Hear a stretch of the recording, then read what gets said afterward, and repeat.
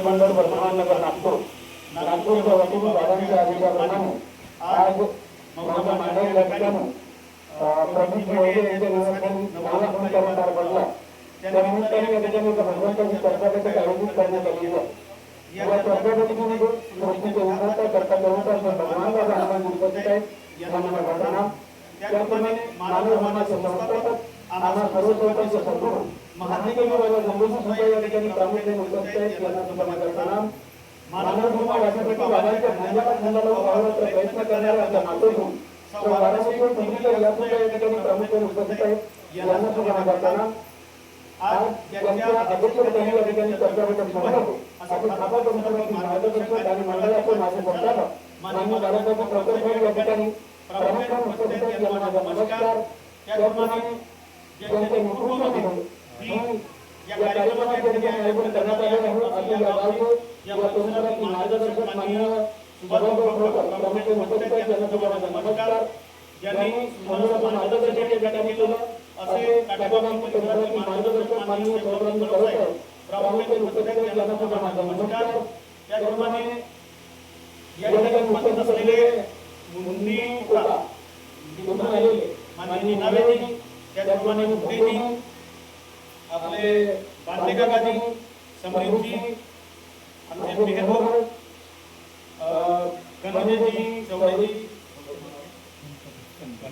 गणपतीजी आणि प्रामुख्याने कामठी नागपूरहून आलेले आमचे ग्रुपमध्ये आदर्शजी आणि बघलेले मंडळी आहेत आमचे रघु पाटील आणि सर्व बाहेर आलेले सगळे सहकारी पाच सर्वांना माझा आदरपूर्वक नमस्कार।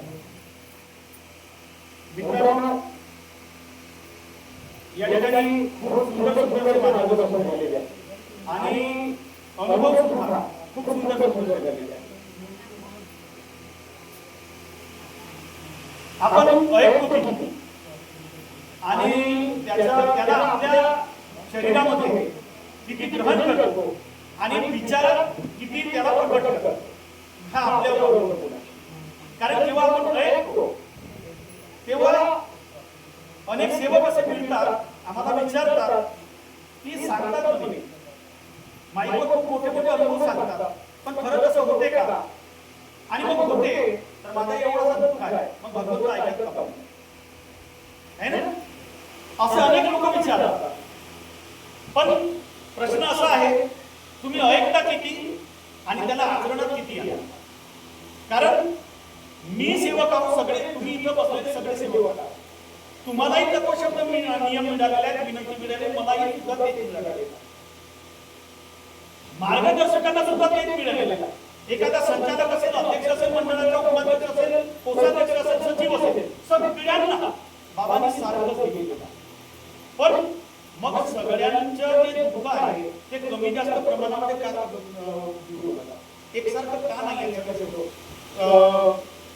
त्याची परिस्थिती एकसारखी का नाही विचारा। आणि म्हणून त्याच्यासाठी सगळ्यात महत्त्वाचा प्रश्न असा आहे की आपण आपल्या कुटुंबामध्ये बसून कधीतरी आत्मपरीक्षण करतो का? स्वतः विचार करतो का? आपल्यापासून सुरुवात करतो का कोणत्याही गोष्टी की फक्त ज्ञानात वाटतं लिहिलेल्या गोष्टी बसत आहे ना, सांगते मोठ्या मोठ्या गोष्टी, याला अर्थ नाही। लिहिलेल्या गोष्टी जे सांगते तसं वागत असेल तर सेवकांवर माझ्या बोलण्याचा परिणाम होतो आणि मी वागत नसेल तर हा बघा सांगते खूप मोठ्या मोठ्या आहे ना, पण याच्या बोलायला काही मोठा अर्थ नाही आणि म्हणून सगळ्यात अगोदर सुरुवात आपल्यापासून झाली पाहिजे, आपल्या कुटुंबापासून झाली पाहिजे। कारण माणूस असा प्राणी आहे, प्राणी या पृथ्वीतला खूप प्राणी आहे, डोळे आहेत सगळ्यांना, कान आहेत, नाक आहे, तोंड आहे, सगळं अवयव सगळे, परंतु सगळ्या प्राण्यांपेक्षा माणूस वेगळा कसा आहे? कारण याला बुद्धी आहे आणि बोलता आहे, ह्या दोन गोष्टी वेगळ्या आणि त्याचा वापर तुम्ही कशासाठी करता? त्या बुद्धीचा, तुमच्या बोलण्याचा, कारण बोलणे खूप महत्त्वाचं आहे। त्या बोलामध्ये जहरही आहे आणि त्या बोलामध्ये अमृतही आहे। म्हणून तुम्ही कसे बोलता, कसे वागता, तेव्हा तो परमेश्वर रूपी, हवा रूपी परमेश्वर आहे, तो तेव्हा तिथून उभा राहतो। कुणीतरी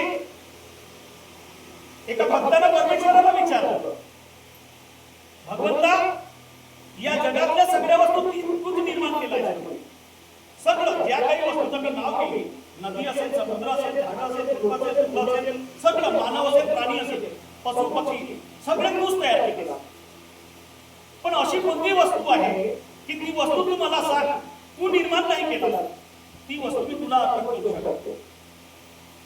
भगवंत हसला आणि म्हणाला, अरे मला सगळ्याच वस्तू, मी त्याला वाटतं सगळ्याच वस्तू मी निर्माण केल्या, परंतु तुला सुद्धा मी निर्माण केलं, पण तुझ्या मनामध्ये, तुझ्या विचारामध्ये जो अहंकार आहे, तो अहंकार मी निर्माण नाही केला. तो अहंकार तू मला अर्पण कर, मग सगळं व्यवस्थित. म्हणजे माणसामध्ये सगळं काही चाललंय, पण एक वाईट, सगळं काही करावे लागते, पण तो एक वाईट निघत नाही. आणि तो एक वाईट म्हणजे कोणता? अहंकार. आणि तो दिसत नाही, मलाही दिसत नाही, कारण कुठंतरी माझ्यामध्ये तो असेल, पण तो मलाही दिसत नाही. आणि कसं प्रत्येकाला तो दिसत नाही की माझ्यात तो आहे असं दिसत, पण अहंकार प्रत्येकामध्ये कोणत्या तरी गोष्टीचा, कोणत्या तरी थोडा ना थोडा. पण परमेश्वर काय पाहतो? परमेश्वर हा तुमचा पैसा पाहत नाही, परमेश्वर हा तुमचा हुद्दा पाहत नाही की हा बुद्धी आहे, काही इंजिनियर आहे, का डॉक्टर आहे, तो पाहत नाही, पद पाहत नाही तुमचा. परमेश्वर तुमची बिल्डिंग पाहत नाही, परमेश्वर तुमची राईस मिल पाहत नाही.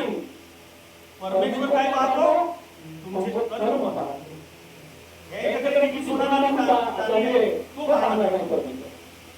परमेश्वर काय पाहिजे? तुमचे कर्म पाहिजे. आणि म्हणून कर्म चांगले झाले पाहिजे आपल्याकडून. कर्म चांगले झाले तर धर्म टिकेल, धर्माची बदनामी होणार. आणि भगवंत तुकार आहे तुमच्या पाठीशी. आणि म्हणून कर्माला सर्वप्रथम महत्व देणं गरजेचं आहे. आम्ही आमच्याकडे 1981 ला प्रथम त्यागाचा कार्यक्रम केला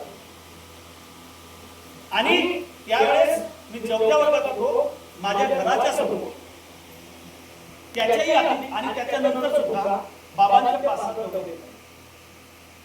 पण मी 4थ्या वर्गात असताना जेव्हा बाबांचा दौरा झाला, म्हणजे सोमाजी माऊली लोहार समाजाचे मंदामध्ये रोड आहे, त्या बाजूला त्यांचं घर आणि या बाजूला आमचं घर. त्यांच्या निवासस्थानी जागा होती जास्त आणि तिथं बाबांचा दौरा झाला. बाबांचा दौरा झाला, बाबांची चर्चा बैठक सुरू होती आणि बाबांची तिकडे चर्चा बैठक सुरू आणि मी माझ्या मित्रांसोबत शाळेच्या ग्राउंडवर कबड्डी खेळायला गेलो. कबड्डी खेळ त्यावेळेस म्हणजे काय म्हणतात वाळू आणि माती हे सगळं त्या ठिकाणी होतं ग्राउंडमध्ये. आणि त्याच्यामुळे माझं सगळे हात पाय कपेल सगळे चेहरा वगैरे सगळं भरलेला होता. आणि माझे वडील मला बोलवायला आले, अरे म्हणजे तुला बाबा बोलवत आहे. आता बाबा बोलवत आहेत म्हटलं माझी सिक्युरिटी बोलत आहे, बाबा काय बोलवत आहे. मी चुपच झालो जागेवर एकदम हबकल्यासारखा. पुन्हा माझ्या वडील बोलले, म्हणजे चल लवकर बाबा बोलवून राहिले. तर माझे पाय हालत नव्हते, तर माझ्या वडिलांनी माझा हात धरला. हात धरला असा आणि समोर माझ्या वडिलांनी मागं मी. आता का होते ना काना इकडे बिलकुल असा धगधग धगधग सुरू झाला आणि तिथं बाबांची चर्चा बैठक सुरू होती. त्या ठिकाणी आम्ही त्या ठिकाणी गेल्यानंतर बाबा कमी बोलत होते. बाबांचे जे दिवाणजी होते मोतीरामजी हरडे ते खूप स्ट्रिक्ट होते, खूप कडक. आणि ते प्रश्नावर प्रश्न विचारत. त्याने विचारायला सुरुवात केली, म्हणजे आपल्या आई वडिलांच्या आज्ञेचा पालन करतो का म्हणे, दररोज अभ्यास करतो का, दिवा अगरबत्ती लावतो का, तू खरं बोलतोस का खोटं बोलतोस, असे अनेक प्रश्न एकावर एक विचारायला सुरुवात केली. आणि माझ्या तोंडातून बघ एकही शब्द निघत नव्हता. घाबरून गेलो मी, रडायला सुरुवात झाली. आता ते प्रश्न विचारणं सुरू. बाबा पाहून राहिले आणि मंद मंद हसून राहिले आणि रडता रडता माझ्या नाकातून शेमूड निघाला. पूर्ण निघाला. तसंच माझ्या आईला बोलवण्यात आलं. आईने माझे शेमूड पुसलं आणि मग बाबाने उचलला आणि आपल्या पाठीवर बसवलं. हा उदाहरण का सांगा. तर बाबा कसे होते, बाबा कसे होते, बाबा दयाळू होते. बाबा जो भेदभाव करत नव्हता की हा उंच आहे हे नीच आहे, हा गरीब आहे हे श्रीमंत आहे, हा दिसावला कसा आहे, टापटी पाय का वेगळं आहे, हे काही पाहत नव्हतं बाबा. बाबाला चांगले पाहिजे. आणि जे आता समाजामध्ये नवीन नकली बाबा साधू संत झाले आहेत त्यांच्याकडे पाहतो. त्यांचे विचार कसे आहेत ते खरोखर घेतील का समाजावर? तुम्ही स्वतः विचार करा. बाबांचा राहणीमान कसा होता? सिंपल लिव्हिंग पण राहिली, साधी राहिली, उच्च जीवनाला. झगमग होतात असं नाही. नाही, विचार तुम्हाला करायचा आहे. दिलदारी कोणी बोलते म्हणून नाही. बाबांचे विचार सांगतात, बाबांचे आचार सगळं काही आपल्याला शिकवलं. बाबांनी त्या कोणीतरी सांगितलं भोगमध्ये जेव्हा भिक्षा मागितली त्या ठिकाणी उपस्थित होते. भाऊ सुद्धा उपस्थित होते. आम्ही साधारण राहिलो होते. रात्रभर मी मीटिंग होती त्यावेळेस पार पडत होते आणि तो पाऊस झाला होता. तो ओल्या झालेल्या पडद्यावर होतो आणि दुसऱ्या दिवशी जेव्हा बाबांनी रडत भीक मागितली, पहिला प्रश्न होता की सेवक मला भीक देतील का? सेवकांना प्रश्न पडला होता की बाबा काय मागत आहे? डायरेक्ट नाही म्हटलं बाबांनी, मला पहिल्यांदा म्हटलं मला भीक पाहिजे. सेवकांना प्रश्न पडला की बाबा काय मागत आहे? बाबांनी जर त्यावेळेस सोना चांदी धन दौलत पैसे मागितले असते तर बाबांच्या समोर नाही. पण बाबांनी काय मागितले? या जगातील सर्वात मौल्यवान वस्तू, आणि त्या जगातील सर्वात मौल्यवान वस्तू कोणत्या आहेत? सत्य, मर्यादा आणि प्रेम. आणि आता तुम्ही दुसऱ्या समाजाकडे, म्हणजे या आपल्या देशामध्ये जो दुसरा समाज आहे ज्यामध्ये अनेक साधू संत जे आता त्या जेलमध्ये गेले आले सगळे नकली, यांच्याकडे बघा ते काय मागतात. स्टेजवर बसल्यावर काय मागतात? तुम्ही विचार करा. मग खरं को म्हणजे हा जो माईक आहे, हा जो धर्म आहे, हा धर्म सत्याचा, हा असत्याचा नाही. तिसरा उदाहरण, एकदा असाच दौरा त्या माझ्या घराच्या समोर होता आणि त्या दौऱ्यामध्ये खमारीचे मार्गदर्शक प्रतापराव दमाई यांची पत्नी बाबांसाठी एका थैल्यामध्ये आंबे घेऊन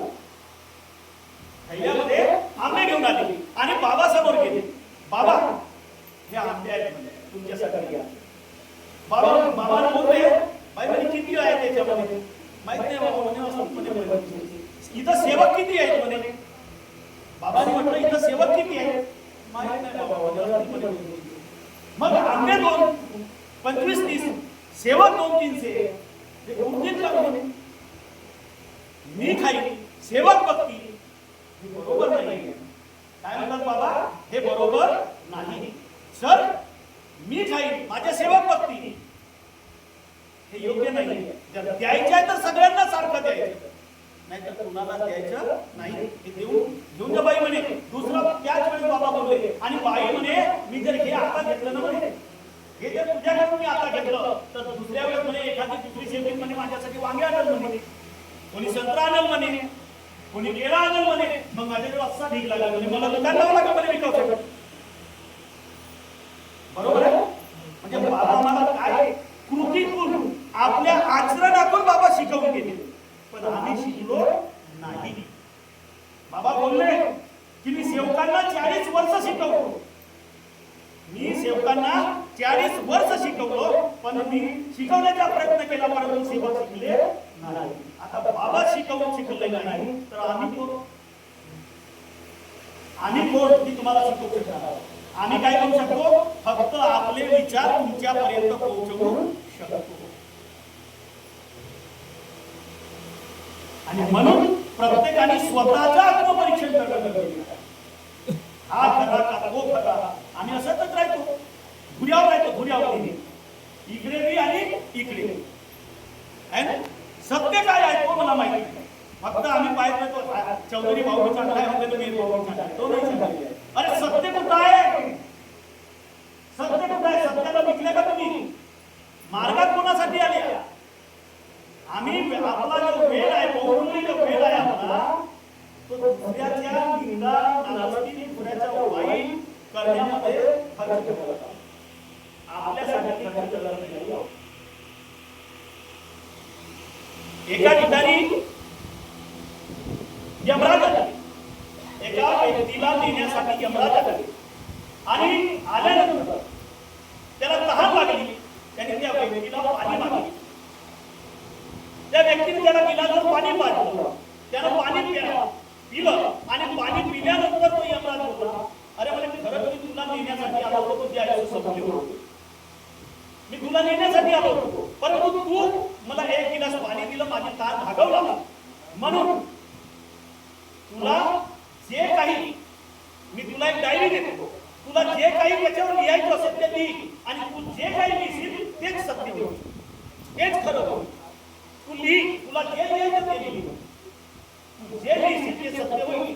आणि ती डायरी त्याने कोणाला दिली? त्या व्यक्तीने त्या डायरीचा पहिला पान पलटवला आणि त्याच्यावरती लिहिलेला होता की तुझ्या घराच्या समोरचा तुझा जो शेजारी आहे तो शेजारी कार घेणार आहे. याने त्याच्या खाली लिहिलं तो आतापर्यंत सायकलनं चालत होता, सायकलनं गेल्या पाहिजे, त्यानं कार नाही घेतल्या पाहिजे. दुसरा पान पलटवला, दुसरा पान पलटवल्यानंतर त्यानं तिथं लिहिलं तुझ्या घराच्या जो मागच्या व्यक्ती आहे त्याच्या पोराने नोकरी लागणार आहे. यानं त्याच्या खाली लिहिलं नाही की तो मातीच टाकत राहिला पाहिजे, त्याला नोकरी नाही लागल्या पाहिजे. तिसरा पान पलटवला, तिसऱ्या पानावर लिहिला होता की तुझा जो मित्र आहे शिवदास नावाचा, तर तो म्हणजे आमदार होणार आहे, तो ग्रामपंचायत मेंबर होता तर म्हणजे तो आमदार होणार आहे. या त्याच्या खाली लिहिलं तो ग्रामपंचायत मेंबर म्हणून हारल्या पाहिजे, आमदार नाही बोलल्या पाहिजे. चौथा पान उलटवला आणि चौथा पान उलटवला तेव्हा त्याच्या लिहिला होता तुझे जे मोठे वडील आहेत ते मोठे वडील 10 तोळे सोने घेणार आहेत. त्याच्या खाली लिहिलं त्याच्या सगळा पैशाचा सोना घेण्यासाठी सगळा पैशाचा चोरी केल्या पाहिजे, त्याला सोना नाही घेतल्या पाहिजे. मग पाचवा पान पलटवलं तेथे लिहिला होता आता तुझा मृत्यू अटळ आहे. हा त्याच्या खाली लिहिला गेला का माझा मृत्यू टळल्या पाहिजे. जसा पेन हातात घेतलं तसा पेनला डायरी सगळं. अरे मूर्खामध्ये तुला 5 मिनिटं दिलं होतं लिहिण्यासाठी, तुला 5 मिनिटं दिलं होतं लिहिण्यासाठी, तुझी लिहिशील ते सत्य होईल. वेळ संपली म्हणे तू तुझा चांगला करू शकलास नाही. तू का केलास? दुसऱ्यांच्या वाईट करता करता सप्पा आपलाच वाईट करू शकला. तुला चांगला करण्याची वेळ दिली, स्वतःचा चांगला करण्यासाठी वेळ दिली, पण काय केलं तू? दुसऱ्यांच्या वाईट करण्यामध्ये वेळ घालवला. आणि आपलं सुद्धा असं सुरू आहे. आपण दुसऱ्याकडे पोट दाखवत दुसऱ्याच्या वाईटाकडे कमवलो आणि आम्ही आलो कोणासाठी महाराष्ट्रामध्ये? दुसऱ्यासाठी आलो, आपल्यासाठी आलो. मग आपला विचार केव्हा करणार आहोत? नाही, हा मार्ग मगाशी बोलू सगळ्याचा आहे, पण सगळ्यात महत्त्वाचा मार्ग त्याचा आहे मुक्तीचा मार्ग. आणि मुक्तीसाठी बाबांनी उन्नत तत्त्वला दुःखदायी दूर करते होते. हा उद्धार या शब्दाचा अर्थ काय आहे की लगतच्या मुलांची योनीमध्ये आपली आत्मा प्रकरणाला किंवा तेव्हा आपली आत्मा प्रकरणार नाही. मग ज्या महादेवी बाबाच्या मुलीने हा तत्व आम्हाला दिला की माझ्या सेवकाची आत्मा भटकली नाही पाहिजे गेल्यानंतर, आणि त्या गुरुची आत्मा भटकून राहिली का? त्या गुरुनं ज्या गुरुनं आम्हाला हा तत्व दिला त्या गुरुची आत्मा भटकून राहिली का? प्रश्न तुम्हाला विचार करायचा आहे. नाही, सगळं फेल ठरलं आणि म्हणून आम्हाला या गोष्टीवर विचार करायचा. एका आपल्या जवळपासच्या गावाची घटना आहे. एका शिकलेल्या मुलीच्या लग्न एका मुलाबरोबर झालं. जवळपासची घटना आणि लग्न झाल्यानंतर मुलगा दारू प्यायला लागला, खूप दारू प्यायला लागला आणि तो आपल्या कामावर जायचा दररोज. कामावरून परत आला का बदो बायकोने पिकावरच काम करतो. शिकलेली पोरगी दररोज पिकावरच काम. वेळ त्याची 5:30 वाजता येवाचा 5:30 ते 6:30 पर्यंत बिलकुल धुलाई सुरू. दररोजचा झाला. पोरगी खूप बुद्धी झाली, खूप विचार केला. आता एक दिवस नवरा आला कामावर, म्हणजे असा काही दिवस चालला. एक दिवस नवरा कामावरून आला आणि बाईच्या अंगामध्ये अंबाबाया देवी आल्या. हे रुमावले लागले. जसा नवरा दिसला तसा आपले जीभ बाहेर काढलं. अशी झाली, अशी बिलकुल. आता अशी झाली तर नवऱ्याने वाटला का माझ्या घरी देवी आली. हा सुद्धा उघडा पडला तिच्या पायावर, असा उभा पडला आणि बिलकुल देवीची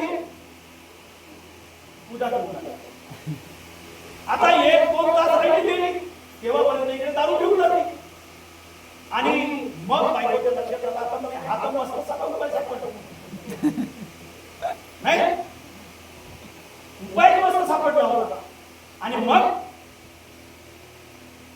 दररोज आता देवी येण्यास सुरू झाला. वेळ ठरली होती 5:30 ते 6:30 वेळ ठरली होती. तिकडून येता दिसला का इकडे अंगामध्ये देवी येते.